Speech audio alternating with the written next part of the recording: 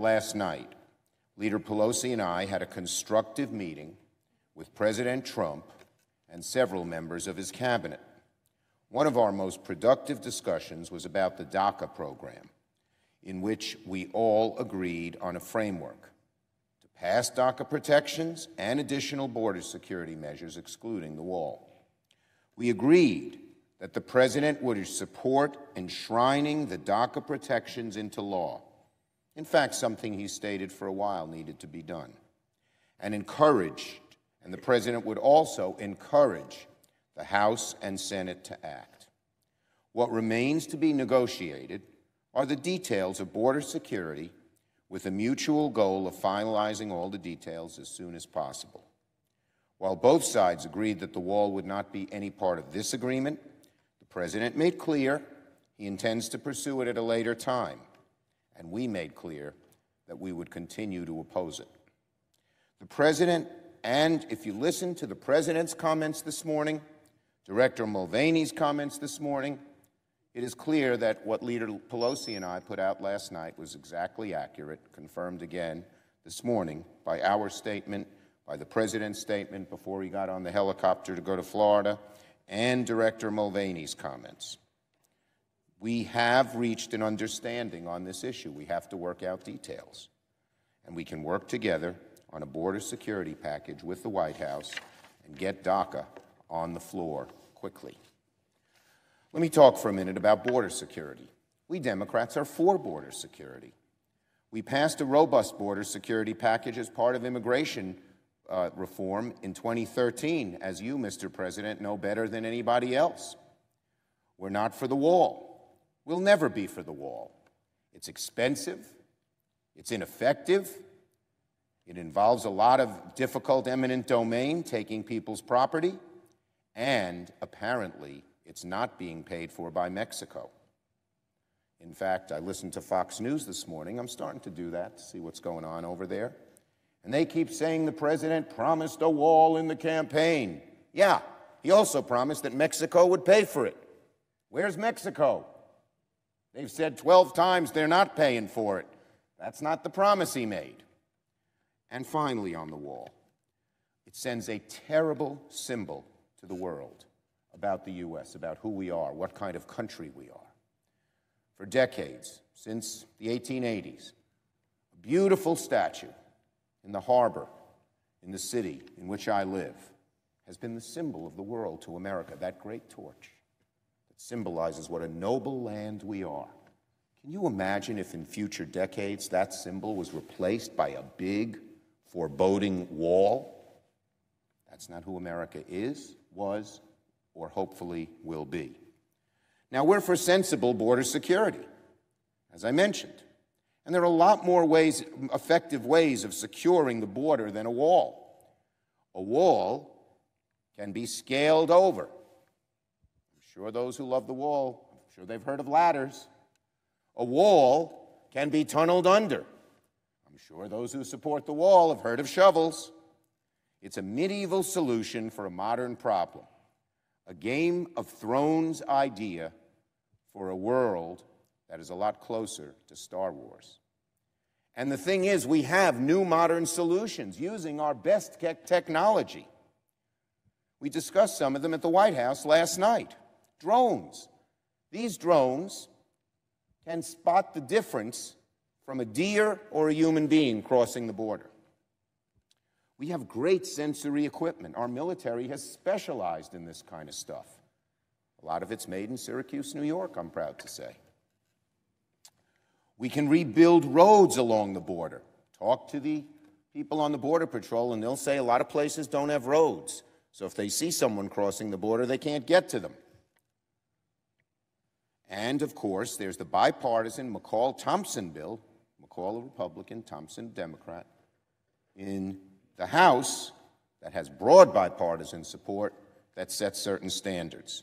Every one of these ideas would provide better, more effective border security than a medieval wall. So there's still much to be done. We have to put meat on the bones of the agreement. The details will matter. But it was a very, very positive step for the President to commit to DACA protections without insisting on the inclusion of or even a debate about the border wall. Last night at the White House, President Trump said he didn't want his tax plan to benefit the very wealthy. That's a good thing. We Democrats agree. 45 of the 48 of us signed a letter that no tax break should go to the top 1%. They're doing great. God bless them. I'm glad they're doing well. They don't need a tax break. Middle-class people do. But the devil, when the president says that, is always in the details. And we haven't seen any details.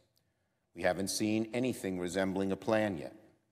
We hear it's being written in a back room by the so-called Big Six, all Republican. But I haven't seen it. Ranking Member Wyden hasn't seen it. No Democrat in the Senate has seen it. I can tell you one thing.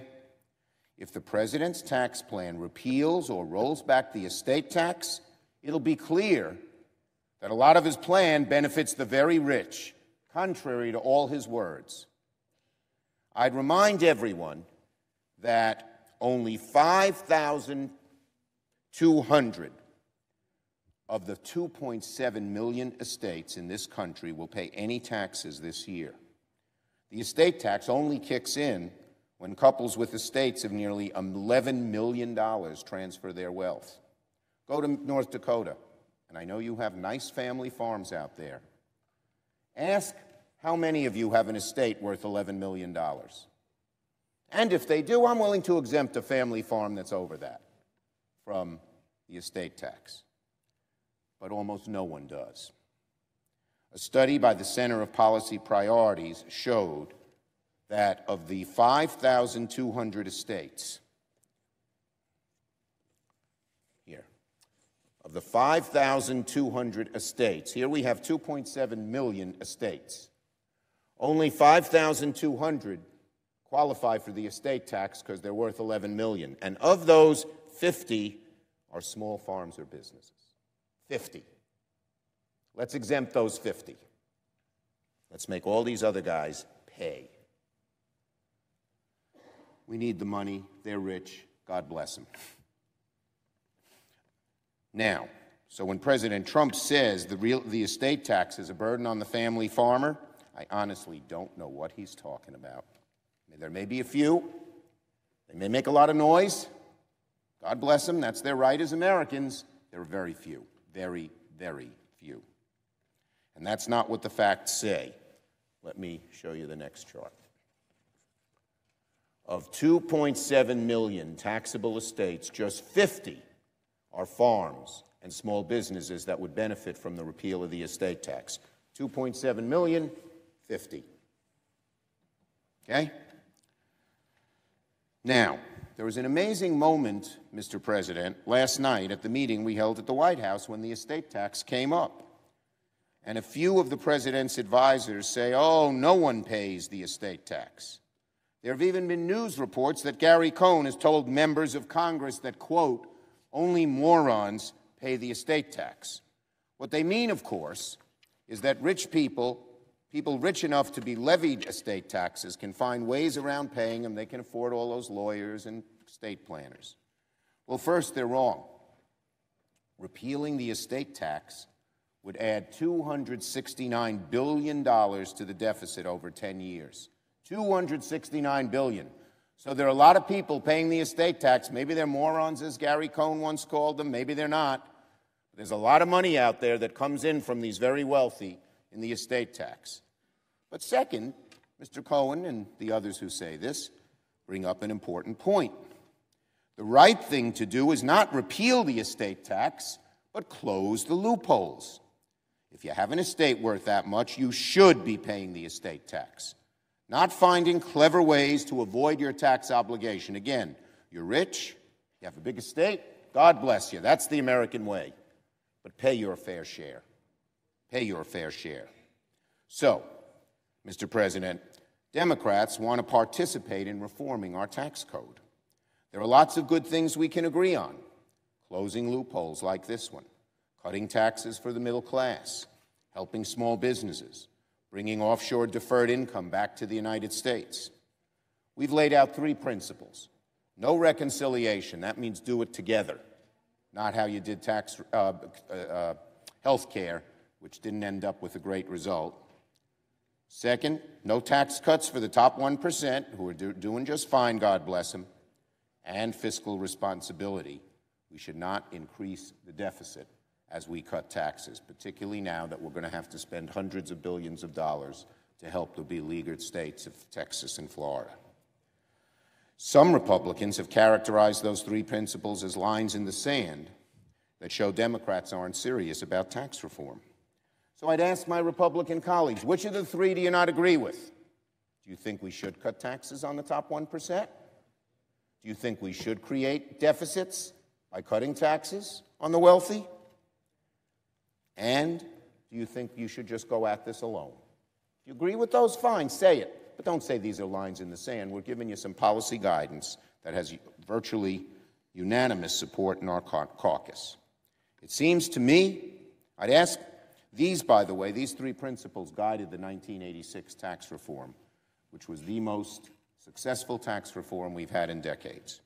So it seems to me it's not Democrats who have moved the goalposts on tax reform here, but some Republicans who no longer want to play by the same rules. I yield the floor to